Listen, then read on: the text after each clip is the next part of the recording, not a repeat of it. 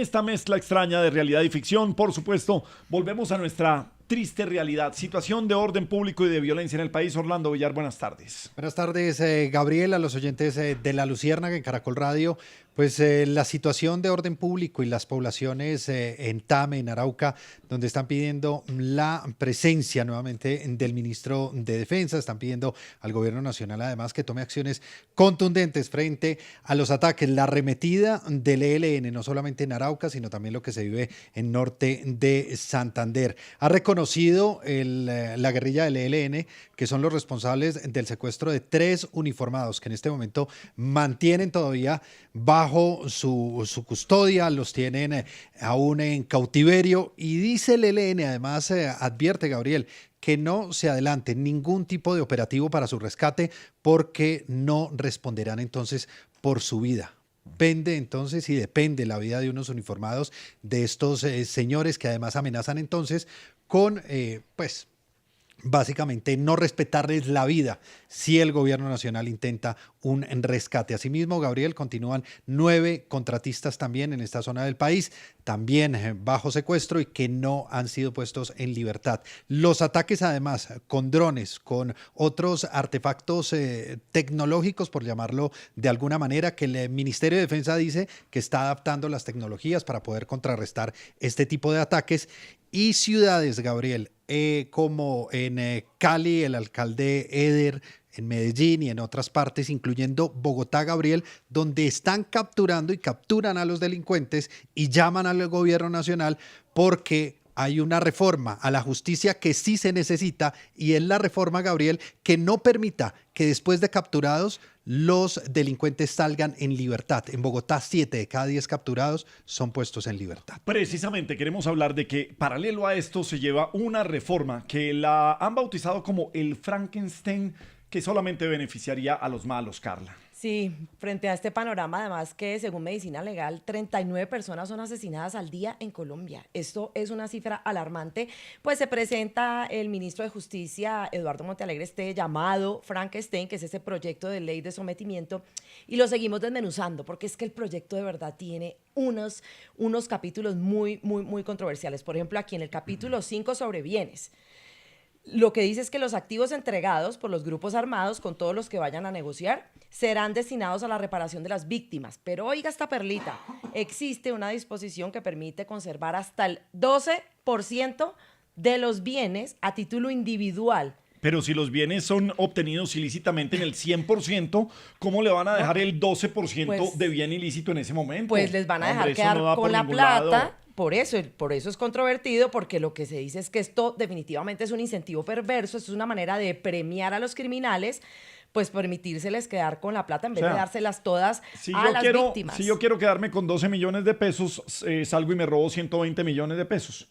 Entrego el resto, me acojo y quedo con 12 millones, tranquilo. Claro, los que lo defienden dicen que es una manera de motivar la justicia restaurativa, pero es que es demasiado controversial permitírseles quedar con la plata que han hecho matando a personas, secuestrando y narcotraficando. Bueno. En La Luciérnaga, soy la voz. Soy José Manuel Restrepo, exministro de Hacienda y actual rector de la Universidad EIA. Y soy la voz de quienes consideran que el discurso de instalación del presidente de la República en el Congreso no podría denominarse de manera distinta a la propaganda del bla, bla, bla. Este discurso tuvo varias dificultades. La primera de ellas fue una narrativa de exageraciones, reflejado en decir que el gobierno solucionó el problema de precios de los fertilizantes, cuando su disminución sucedió a nivel global, no como resultado de una política local. Tuvo también omisiones críticas, como no hablar de la inseguridad, el crecimiento de más del 150% con respecto a 2021 en secuestros, de más del 40% en terrorismo, de más del 50% en extorsión. La omisión también de no hablar del incremento en las tutelas y en las dificultades de acceso a servicios en salud.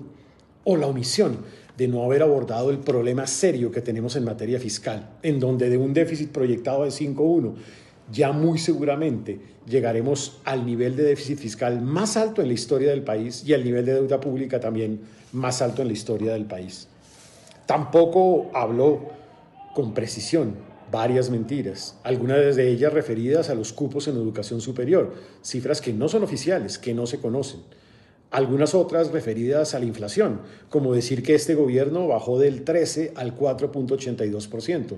No es cierto, por cuanto el 13 no se corresponde con la inflación del periodo de gobierno anterior. Pero además de eso, con una apropiación de resultados. ¿Quién dijo que el gobierno es el responsable de la disminución en la inflación? Esta es una responsabilidad y un esfuerzo del Banco de la República a través de sus decisiones de política de tasa de interés de política monetaria. Y finalmente, con una distorsión a la función del banco. Atacar al banco por sus decisiones de tasas de interés deja de reconocer que es el gobierno que con sus decisiones fiscales le está impidiendo la disminución de tasas de interés. Bueno, volvamos con la realidad y la ficción con la realidad. Paro arrocero.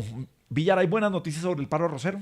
Sí, Gabriel, finalmente, después de 9 días de bloqueos y de este paro de los productores del arroz, se ha logrado un acuerdo con el gobierno nacional donde se ha establecido una, digamos, hoja de ruta, por llamarla de alguna manera, donde van a coger la propuesta de resolución para la libertad regulada y de esta manera fijar un precio mínimo regional para el arroz paddy verde y van a buscar lo mismo con el arroz blanco.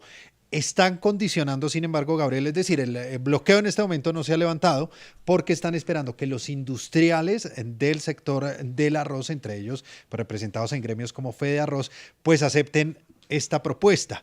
Dentro de ese mismo pliego, digamos, y dentro de los acuerdos, se establecería que los comerciantes, entonces los industriales, compren la cosecha y cuando ya se expida la resolución, pues paguen la diferencia entonces de lo que se ha establecido en esos precios regulados. Están pidiendo además salvaguardias inmediatas que se tomen para evitar el contrabando que llega especialmente desde Ecuador y en el caso, Gabriel, de los productores de la papa en Colombia que también están en esa amenaza de bloqueos, pues han quedado que la próxima semana se van a sentar en la mesa con la ministra de Agricultura, Marta Carvajalino. Presidente Petro, pues bueno, vamos solucionando lo del problema del arroz. ¿Cómo le va, señor? ¿Cómo está usted? Buenas tardes, señor de las casas. ¿Cómo le va, presidente? Muy bien, sí, señor. Sí. Bueno, desde el gobierno estamos haciendo absolutamente todo lo posible para solucionar esta situación, puesto que los niños ya no estaban cantando arroz con leche. Me quiero casar porque no había arroz. Sí.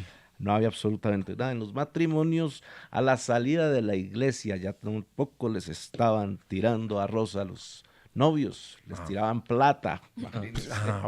Y no solo eso, hasta los dichos populares estaban cambiando, porque ya cuando el lugar estaba lleno, la gente decía, no cabe un arroz parado, sino no cabe un frijol parado. Claro, sí, cambian los dichos, sí, eso la es gente verdad. cuando tenía frío o algo no les gustaba, no se ponía arrozuda, sino frijoluda.